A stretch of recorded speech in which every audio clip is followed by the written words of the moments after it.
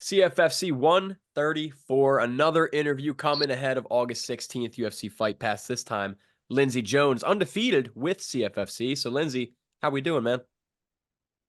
It's good, man. Just another day training hard. So, off the bat, why are you so inactive on Instagram, huh? Why is your Instagram nothing new? Bro, I think social media is just bullshit. I mean, I see a lot of guys, it's just fucking nonsense. They're always posting it. And it's fucking stupid and it doesn't matter. But bro, I'm in the gym every day training. I train twice a day. I train with high level guys. Like a lot of it is just this internet like facade. Like they just want to look cool on Instagram, but when you actually train with them, they fucking suck. It doesn't like it's just internet bullshit, bro. And I hate to be vulgar about it, but nah, man, I just can't. Hey, you're I not don't wrong. care, dude. I don't care about my follower count. I don't care about how many people I follow. I don't care how many people like my things. It doesn't matter to me. When we spar or when we fight, that's what matters. That's I love the mentality. I have to do social media for work, but I hate it. It sucks. It's a cesspool of it. It's a little different. yeah. Yeah, but it still sucks and I hate it. But I like that mentality, man. So, are you upset this one is also up north instead of down in Florida? Nah, man, that's cool, bro. I don't mind traveling. I've never been to New Jersey, so it's a cool experience. Obviously the fight, but travel, go to Atlantic City, get to see a new place, travel with the boys. It's fun, man. It's all part of the journey, bro. AC is pretty fun too. And you're at Coconut Creek, right? Yeah, I'm in Coconut Creek, man. You train with Riley Palmer? I do, yeah. So I like are you talk to him guys pretty much every day. yeah, I was gonna say you guys like coming up together because I know his opponent, he's figuring out an opponent right now, but are you guys planning on coming up together? I don't know. I don't know what's happening with his opponent and everything, but I do have like a training partner and a coach coming up with me, and man, it's all you need, really. Who's coming up? Nasty Nate? No, I got Sabah Hamasi, and I don't know if Thiago Alves is, but a guy named Bubby Mitchell. He's like my original coach from Georgia, and bro, I'm ride or die for that guy. So he wanted to come, so I'm like, come on, bro, let's go, bro. I'll buy you a ticket. I mean, cliche question, but AT&T is one of the best gyms in the world, so I feel like it's a good question to ask regardless. Just tell me about camp. Who you training with? How's the intensity? What's it like Man, training with one of the best in the world? uh, preparation and like I couldn't think of a better place to train an American top team because, bro, there are so many good fighters down there. Like, I mean, every day I train with like Sabah Hamasi, Santiago Ponzinibbio. I was actually part of Santiago Ponzinibbio's camp. We were in Colorado for 2 weeks training at elevation. I got to go to the UFC with them, being in the corner at the UFC, and get to do a lot, man. And so many good guys down here. There's a lot of the Dagestanis that you get to train with, and just the people that bounce in and out of the gym, bro. It's obviously I'm biased. I'm a member of ATT, so I'm gonna say, hey, it's the best gym in the world, and I do believe that. But I am biased, and bro, it's great. It really is. I couldn't speak enough good things about it. Eric Nighttime Nolan, another Northeast prospect they're throwing at you. This time out of Dante Rivera. I think four of the Dante's guys are fighting on the card. It gets loud in there for them. So, what are your thoughts on Eric? What are your thoughts on this fight? No, I think he's a tough fight, man. I think he's better than what his record shows because I know he has a few split decision losses. I watched. I thought he won them, but bro, you never know with these judges. Like when I was with Santiago out in Colorado, I thought he won the fight, but the judges gave the nod to the other guy, and it's just what can you do, man? What can you do?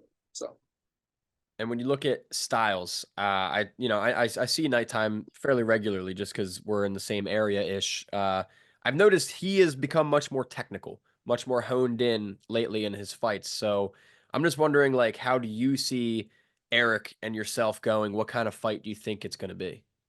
I have no idea. I Not even envisioning have it a no little idea. bit. Nah, bro, I'm not like a shit talker or anything like that, but he's tough, man. So, I mean, come August 16th, we're gonna find out. Obviously, like I'm confident in my own skill set, the team I have behind me, the experience that I have. I feel good, but you never know. You're gonna find out fight night.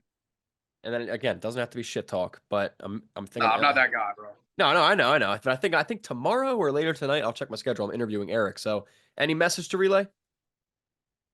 Nah, man, just Bro, it's just another fight, man. A fight, whatever, 2 weeks. Hopefully, fight again 2 months after that. Fight again.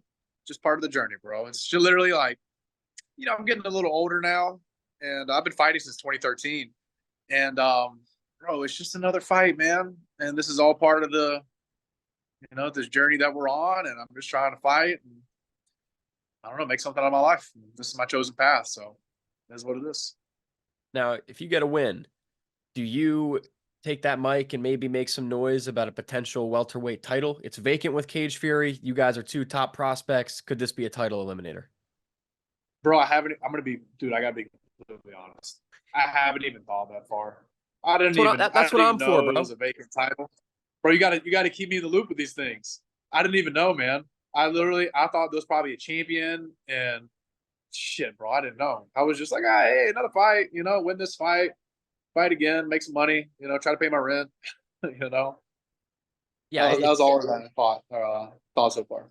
well, I mean, that's my. I'm not the matchmaker. That's Arias's job. But I hype you guys up, so I'm putting the idea in your head. Yeah, So there you go. Now you got a fresh idea for a post-fight speech if you want it. yeah. If I win, man. Do you have any potential like other fighters in Cage Fury, other regional promotions anywhere that interest you across the board? Nah, not really, bro. Not really, man. And to be honest with you, bro, I'm just trying to just rack up wins, get more experience, and work my way to the bigger shows. It really doesn't matter where I fight. Um, just wherever my coaches think, like, hey, take this fight, go here, do this, do that, and I'm gonna do it. So pretty much, man. To be honest, I know some fighters, maybe it's their ego controls them a little bit more, but I'm completely like mute on the subject. Like if my coach says yes, we do it. If he says no, we don't. If he says wait, we wait. Whatever my coaches think, I do. Like I was in Colorado. I was at the fighter hotel hanging out, and my manager came up to me and he mentioned this fight, and I said, "What? Hey, what did Mike Brown say?" And he said yes. I said, "All right, well, this is it. Then we go." So they just tell me when, man. Lindsey Jones back at it. Phone nearly exploded because this interview is so freaking hot. And I was just I was just asking you, Lindsey, before we cut off. UFC is your goal, you say, right? I know PFL is a big one too. There's a bunch of big next tier promotions. Aside from management and your loyalty to your coaches, Yeah. when do you ideally get there? When's your mind like, that's it? I got to be there then. That's when it's going to happen. Man, I don't like obviously I have things in my mind that I keep to myself, but like I just turned 30 last week. So I'm kind of, Happy 30 belated, years bro. old, bro. Thank you. Uh Not many people know this, but I lost about 4 years of my career, like my early and mid 20s, because of neck surgery. So I don't really speak of this very much. So I lost like a good portion of my career. That it sucks, man. I could probably, if I was still healthy to train during that time, I probably could have been further along in my career. But now, I had taken years off. I'm 30 years old now. And man, I want to try to make it as soon as possible. But on the flip side of that, I lost those years earlier in my career, but I want to tack them on at the end. I want to try to fight till I'm like 40, maybe 41, for as long as my body holds up.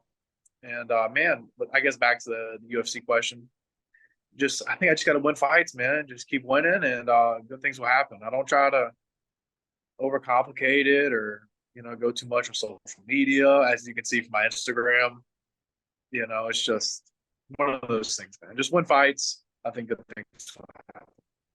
Did you watch the And UFC? I'll Sorry, go say ahead. this, if you look at my record, I pretty much all my last fight I have finishes. And I think the more finishes you have, the more likely you are to get in. So I it's mean, one of those things. Manny Morales, who you went to a decision against, is the hottest prospect in Philadelphia, probably. So that's not a bad look. That's a great fight. That's a great win. Tough, man. Bro, you'll be the first person I've actually told this to. I didn't told anybody about this. So we weighed in and I got sick after weigh-ins, bro. And I spent the night in the hospital that night. Really? It was fucking horrible. I spent the night in the hospital, and Oh, like the commissions there, like I was throwing up, and then the corner people I'm with, like my buddy, my cornerman, like, bro, you can't be like this around the commission. They're gonna pull your fight. And I'm like, you're right. I'm gonna keep it together and go die in the bathroom down the hallway.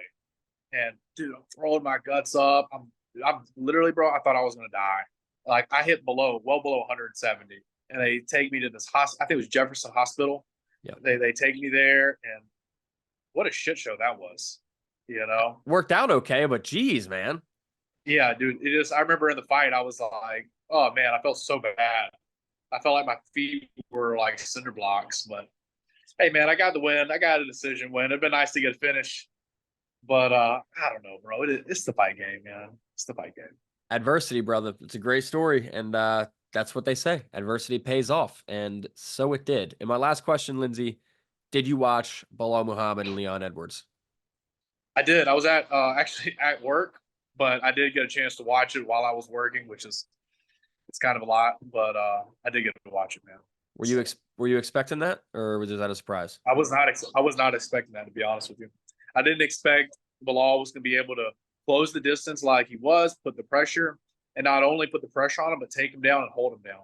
Because I trained with Colby Covington in the past. I know how good Colby was at taking you down and riding you and staying on you and transitioning from different shots.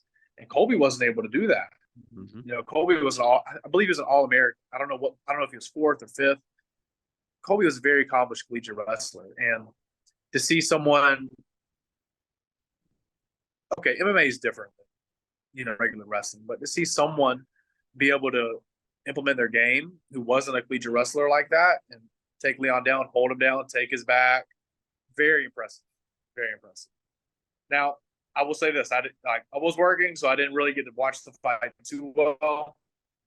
But from the parts that I did watch, it was very impressive.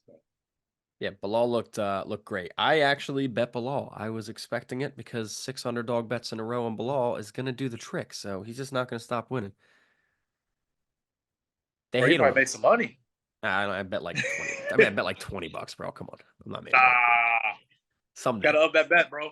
Someday. Lindsey, last one for me. Real quick. You got to give me an answer off the top of your head. Best road to the UFC. The Ultimate Fighter, Dana White Contender Series, or a 2 weeks short notice fight?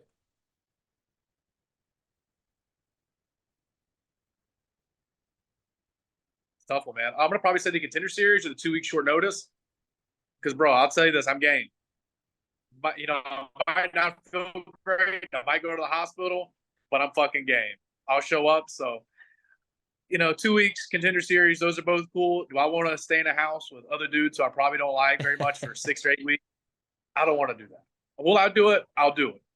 But 2 weeks sounds great for me. Hey, understood, man. Understood. I don't blame you at all. I would not want to be in that tough house. But Lindsey, before I get you out of here, anything you'd like to say to all your fans ahead of this big fight? Oh man, just tune in 2 weeks from now. It's gonna be a fun fight. It's gonna be exciting. If you've watched any of my fights, I have 6 wins, 5 finishes, 3 knockouts, 2 submissions. It's gonna be exciting. I'll say that. And hey, shout out to my training partners and everybody else who supports me. And hey, gonna put on a show 2 weeks.